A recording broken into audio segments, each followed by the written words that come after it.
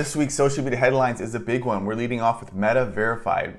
They're going to be launching this thing, following Twitter sort of lead with the blue check marks and paid version of doing it. We're going to dive into this and so much more. I'm Kip Russell, host of the show, influencer with nearly 1 million followers, head of social at an agency. So I am good at giving you both sides of the coin, how to make more money as a creator, and also the best strategies and the best paid strategies to impact your businesses.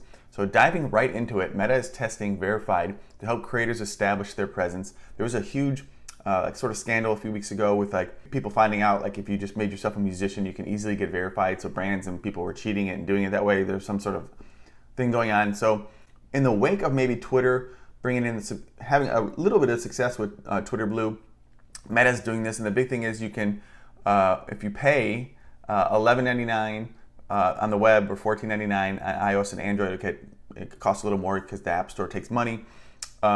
You can get these benefits. So a verified badge confirming you're the real person. So again, authenticated through an ID, more protection from impersonation from proactive accounts, so people copying accounts. This is maybe more bigger for celebrities and famous people. Help when you need it, so access to a real person for common account issues, which is actually pretty important, I think, to most people. Like I have access to direct Meta Rep as an agency lead, but a lot of people don't have that kind of thing, and it's really frustrating.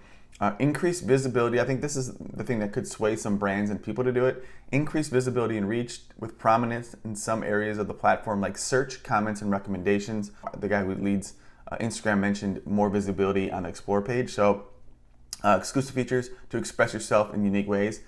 I think if they give you more reach, this is something that can maybe convince people to do it, including someone like myself who's got 30,000 followers on Instagram, 30,000 on Facebook. I would love more people to see my content.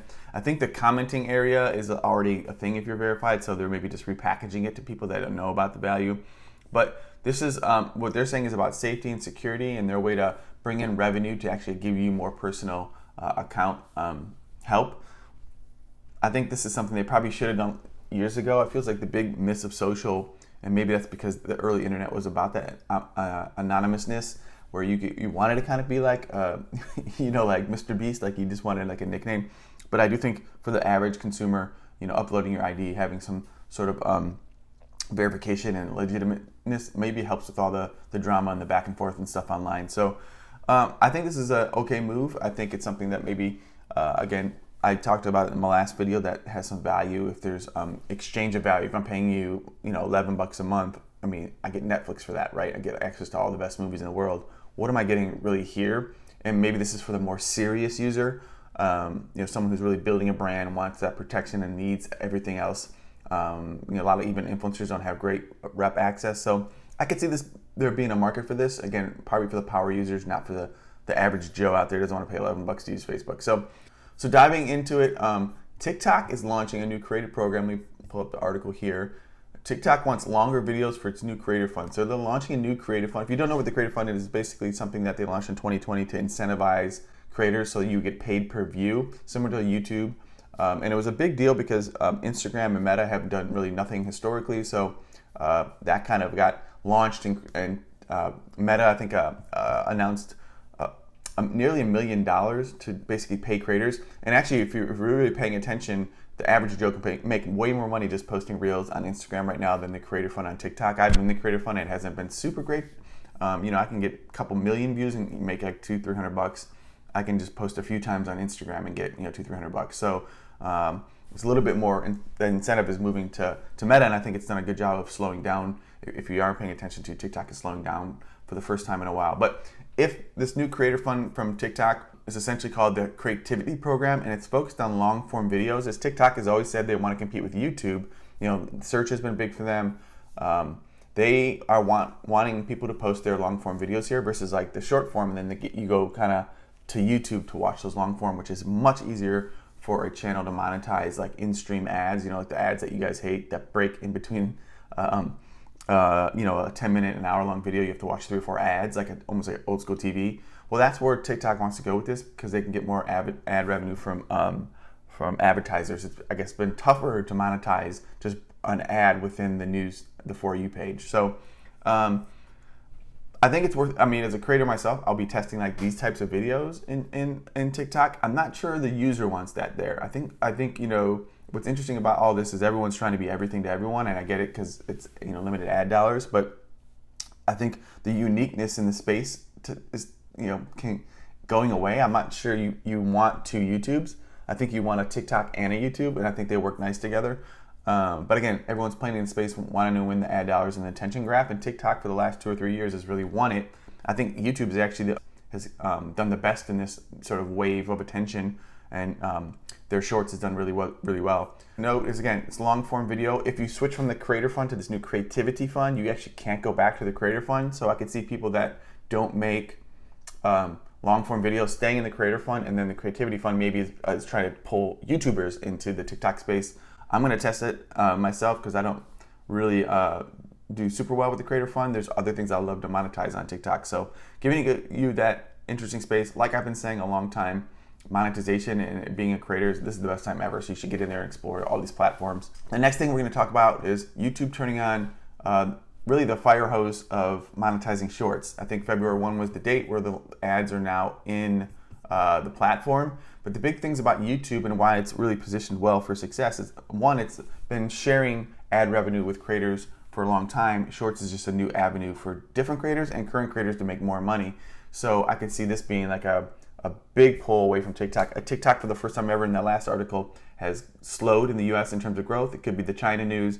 It could be really, it's kind of hit what it is. And some people that were on Instagram and YouTube are just not moving now because they're happy with seeing, week-old TikToks on Reels, and they're happy with, if you're on YouTube, just use Shorts, and then people who are on TikTok are there now. So TikTok is struggling to grow, and this is really something that could really additionally slow it. So I'm really focused on Shorts right now because you can monetize through ad revenue. If you only have 1,000 followers, it's pretty easy to get 1,000 followers if you're just posting consistently on YouTube.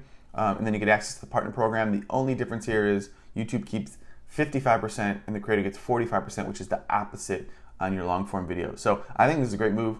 I think advertisers will be testing it and to see if it's a good product. But ultimately, like if you're a long form guy like Mr. Beast, just using him as an example, and then you can chop up your videos that you're already doing on TikTok, or take your TikToks, the stuff that you're making for TikTok, and put it in Shorts, and it works, and you get a whole nother revenue stream. I think you're going to see a lot of people going, oh, long term, I feel like this might be the place for me, versus TikTok, which really doesn't have a lot of the same features. It's YouTube, like watching things at 1.5 speed or 2 speed. That's a big thing for YouTube because a lot of the content that we're watching there that's long form, we want to hear it, but we're not super going deep. We just really kind of like listen to things, right? Like podcasts and stuff like that. So going to be an interesting battle, but I definitely think YouTube's got the chops for this long form. But I think you're going to get a couple people, like there's people experimenting on Rumble, I think it is, or for the long form. You're going to get maybe a niche of people that do really well on long form TikTok, and hopefully it helps with the ad revenue there. But I definitely think this is an interesting time. I feel like the momentum is a little bit turning from TikTok to stabilize Reels and stabilize YouTube right now. In some Twitter news, Twitter might make TweetDeck a Twitter Blue only feature. So if you're paying the $8 a month on Twitter Blue, I'm doing it. I'm seeing some benefit, but I'm not sure long term. I'm not a really power user of Twitter. I like to more consume. I'm more of a power user in the other channels because video is more native than copy to me.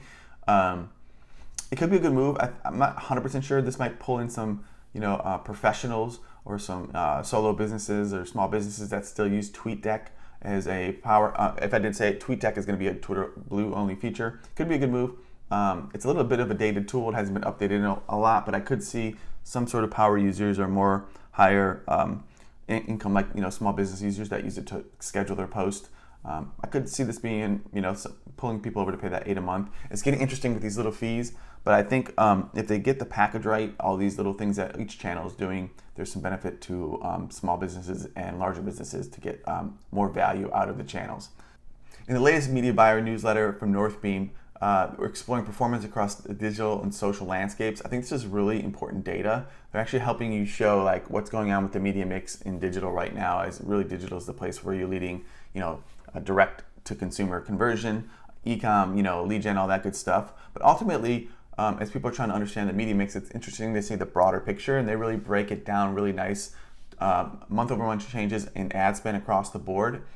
For February, and this is the first time of me seeing this newsletter, so I thought I'd share some gems where percentage of total budget in February, Meta held at about 65%, Google's at 21%, Microsoft ads up across the board. I don't know if that's ChatGPT. I do know B2B wise, we're seeing really good stuff with Microsoft and Bing ads. Pinterest is up a bit, TikTok is up a bit, and YouTube is up a bit in terms of like people spending money, percentage of money.